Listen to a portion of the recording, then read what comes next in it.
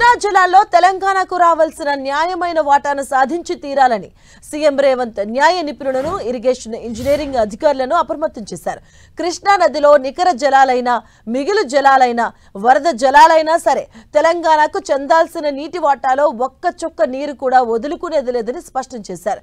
కృష్ణా జలాల వివాద ట్రిబ్యునల్ ఎదుట తెలంగాణ ప్రభుత్వం అనుసరించాల్సిన వైఖరిపై సీఎం సమీక్ష నిర్వహించారు. ఇంతకాలం కృష్ణా నదీ జలాల్లో తెలంగాణకు జరిగిన అన్యాయానికి అడ్డుకట్ట వేసి మనకు రావాల్సిన ప్రతి నీటి బొట్టును దక్కించుకునేలా సమర్థవంతమైన వాదనలు వినిపించాలని న్యాయ నిపుణులకు పలు సూచనలు చేశారు. కృష్ణా జలాల్లో తెలంగాణకు 904 టీఎంసీల నీటి వాటాను సాధించుకునేందుకు పట్టుబట్టాలన్నారు. అందుకు అవసరమైన ఆధారాలన్నీ వెంటనే సిద్ధం చేసి న్యాయ నిపుణులకు అందించాలని అధికారులను ఆదేశించారు. ఈ నెల 23, 24, 25 తేదీల్లో ఢిల్లీలో కృష్ణా జలాల వివాద ట్రిబ్యునల్ విచారణలో తెలంగాణ తుది వాదనలు వినిపించాల్సిందే.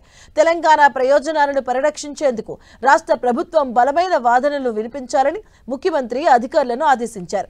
నీటిపారుదల శాఖ మంత్రి ఉత్తమ్ కుమార్ రెడ్డి ఢిల్లీకి వెళ్లి స్వయంగా ఈ విచారణలో పాల్గొంటారని తెలిపారు.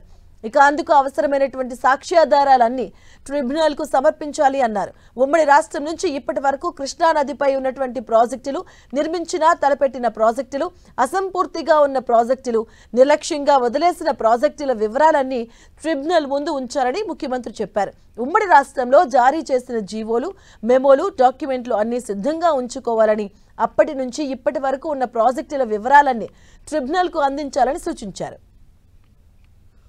తెలంగాణకు రావాల్సిన హక్కులు, నీటి వాటాలను సాధించుకునేందుకు అన్ని అర్హతలు ఉన్నాయని అన్నారు. సాగునీటి, తాగునీటి అవసరాలతో పాటు మెట్ట ప్రాంతం, కరువు ప్రాంతమైన ఉమ్మడి మహబూబ్ నగర్, రంగారెడ్డి, నల్గొండ జిల్లాలకు కృష్ణా జలాలు తప్ప గత్యంతరం లేదనే విషయాన్ని ట్రిబ్యునల్ దృష్టికి తీసుకువెళ్లాలని చెప్పారు.